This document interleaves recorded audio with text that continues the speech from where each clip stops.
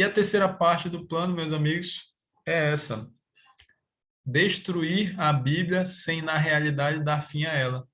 Como que Satanás faria isso? Satanás expulsaria a crença em Deus da mente de milhões de pessoas através da teoria da evolução. Olha só. Então, terceira parte, destruir a Bíblia. Como? Por meio da teoria da evolução. Assim, Satanás expulsaria a crença em Deus da mente das pessoas, de milhões de pessoas. Opa, voltei aqui. Vamos então focar nessa questão da teoria da evolução, meus amigos. Olha só essas informações relevantes e importantes a respeito desse que é mais um dos grandes enganos de Satanás, tá? Especialmente para o tempo do fim. O sacerdote explicou que Satanás e seus conselheiros chegaram à conclusão de que poderiam usar a teoria da evolução para destruir o próprio alicerce da Bíblia. Poderiam colocá-la contra a semana da criação, a queda do homem e o plano da redenção. O que estava em jogo aqui era de tão grande vulto que o próprio Satanás colocou-se como tutor de Charles Darwin na montagem dos princípios de seus conceitos científicos, científicos entre aspas, né? Que o evolucionismo não tem nada de científico. Então, o que está dizendo aqui, meus amigos? Satanás, juntamente com os seus conselheiros-chefes, chegaram à conclusão de que eles poderiam destruir a Bíblia sem destruí-la. O que Satanás fez na Idade Média, usando ali a Igreja Romana?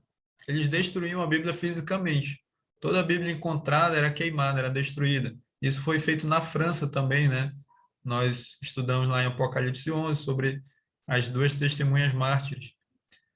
Mas, para o tempo do fim, Satanás mudou de estratégia. Não, não vamos destruir a Bíblia fisicamente, vamos destruí-la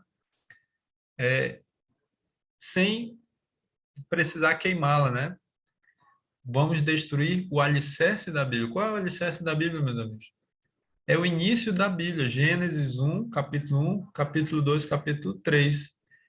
Por quê? Porque esses capítulos falam da criação, falam da queda do homem e do plano da redenção. Se você não crê que Gênesis 1, 2 e 3 é literal, se você crê que isso é simbólico ou que nem existiu, tá? Ou que não aconteceu, então você não vai acreditar em nada mais do que a Bíblia diz. Todo o restante da Bíblia não tem sentido, perde totalmente sentido, tá? Então, assim que Satanás consegue destruir a Bíblia, por meio da teoria da evolução. E isso, meus amigos, esse plano era tão importante para Satanás que ele não delegou para ninguém, tá? Ele próprio foi o tutor do Charles Darwin. Quem foi Charles Darwin? Poderíamos chamar de o pai do evolucionismo. Foi ele que escreveu um livro que deu grande impulso, né? Que colocou essa teoria como algo teoricamente científico, né? E aí ele escreveu um livro chamado A Origem das Espécies, falando sobre essa teoria, né?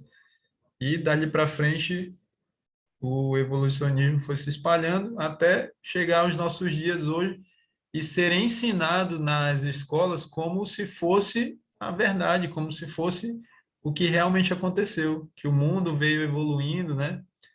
É, durante milhões de anos até chegar no que é hoje. E isso é uma grande mentira, né?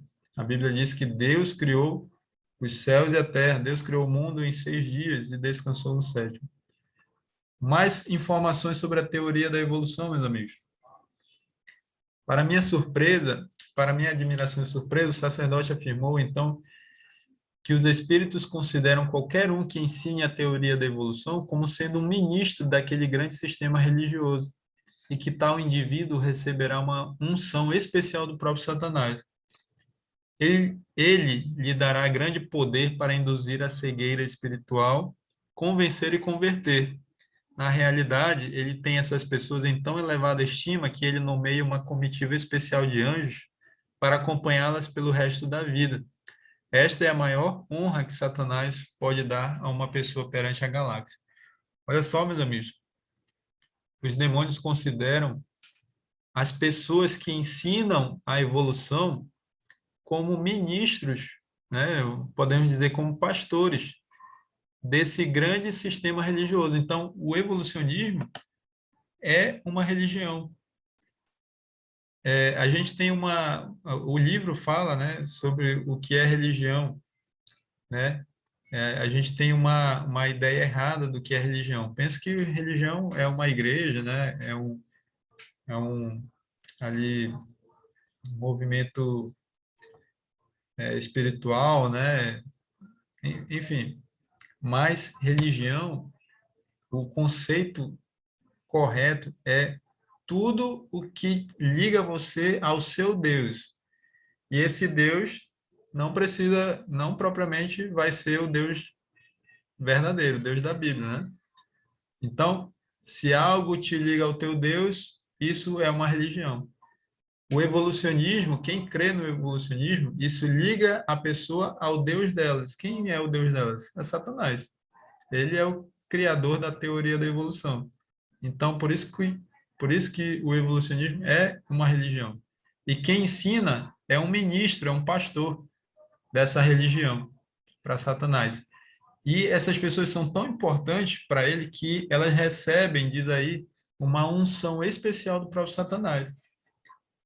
Elas recebem poder dele, grande poder, diz aí, né, para induzir as pessoas à cegueira espiritual, para convencer e converter as pessoas. Converter do que a palavra de Deus diz, para que creiam nessa grande mentira, né? E essas pessoas têm uma consideração tão grande por Satanás, né, que Satanás delega uma comitiva especial de anjos para acompanhar essas pessoas pelo resto da vida. Será que essas pessoas são importantes para ele? E diz aí que essa é a maior honra, né, que Satanás pode dar a uma pessoa. Mais informações sobre a teoria da evolução. Quando alguém declara que não pode mais acreditar na criação de Deus, que não pode mais levar a sério o conceito da queda da raça humana e que os seres humanos não passam de animais altamente evoluídos, esse indivíduo está de uma forma muito real acusando o Espírito Santo de ser um espírito mentiroso. Considerando que a Bíblia foi escrita sob a inspiração direta do Espírito Santo, esse indivíduo está dizendo que o Espírito Santo não é digno de confiança. Olha só, você entendeu, meus amigos? Quando a pessoa não crê na base na Bíblia, no alicerce da Bíblia, Gênesis 1, 2 e 3, como algo literal, algo que realmente aconteceu, essa pessoa está dizendo que o Espírito Santo é um mentiroso, porque foi ele que inspirou Moisés para escrever ali o livro de Gênesis, né, esses capítulos. Então, essa pessoa está chamando o Espírito Santo de mentiroso, e dizendo que ele não é digno de confiança. E lá no livro vai dizer que isso é um pecado, é uma blasfêmia contra o Espírito Santo. Eu citei lá no início, né, a blasfêmia contra o Espírito Santo, que aconteceu na vida de Saul. Essa também é uma forma de cometer esse pecado que Jesus disse que é o único pecado para o qual não tem perdão. É o pecado imperdoável. Tá certo?